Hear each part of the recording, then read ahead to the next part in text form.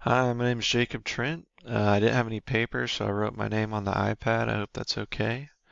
And then this is my presentation on an interaction between Acinetobacter baumannii and Candida albicans.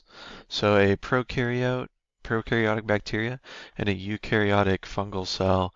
And both of these are prevalent in the setting that I work in, which is in a hospital, and they both contribute to some more commonly seen infections. Uh, so when I found this paper that kind of discussed an interaction between the two, I thought it was really fascinating and I was able to apply it to my own work. So without further ado, let's get into it. This is my drawing of a prokaryotic cell. It's got a color-coded key here.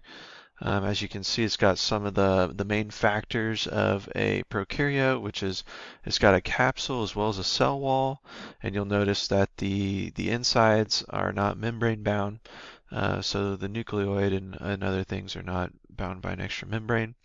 And I have a little scale here. This particular bacteria seems to be about 1 to 2 micrometers in size. This is obviously way blown up for scale, but this is what I discovered with my research. Um, and here's an example of a eukaryotic cell. Uh, Sorry, that's my dog. This is an example of an animal cell, and right away you'll notice some of the differences. Instead of a cell wall here, there's a cell membrane, and then we have membrane-bound organelles within the cell, provide some extra protection. So we have the nucleolus, the nucleus. We have ribosomes, mitochondria, Golgi apparatus, some things that are notable for those cells. This one is in particular is a little more specific to the one we're discussing, Candida albicans. So this is a eukaryotic fungal cell, or an example, a roughly drawn example of one. As you can see, it's at the fungal cell. One thing to note is that it does have a cell wall as opposed to animal cells, but we will still have these membrane-bound organelles within. Um, so the study that I found noted that there's an interesting interaction between these two pathogens, and which is A. Baumannii. So this was done in worm models, but A. Baumannii and C. albicans are both opportunistic pathogens, whereas they will both kind of create these biofilms around their host cells and look for ways to infiltrate.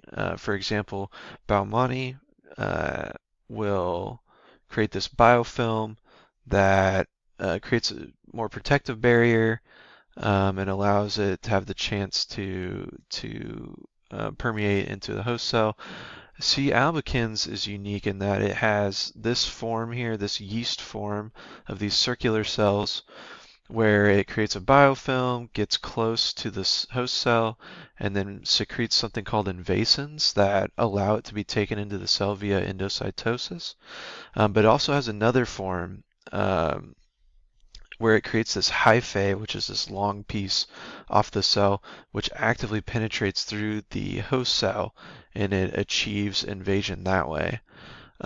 So in these models, it was unique and interesting because they found that when each of these individually infected a worm, the worm died very quickly.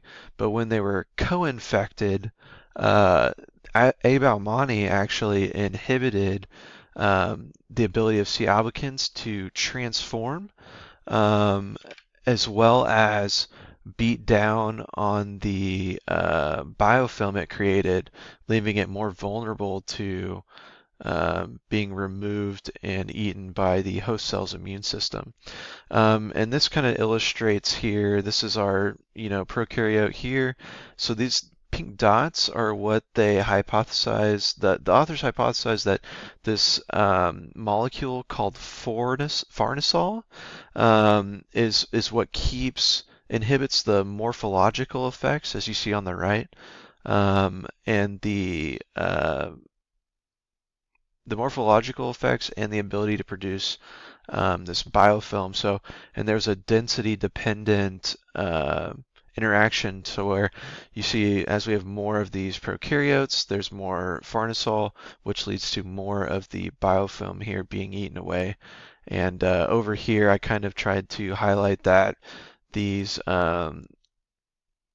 albicans cells that tried to form hyphae kind of died off, they found, but this yeast cell, the cell that remained a yeast cell, survives.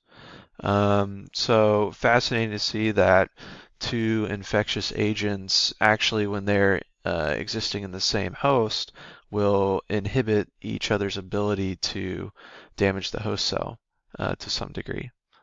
And that is my example of an interaction between prokaryotic and eukaryotic cells.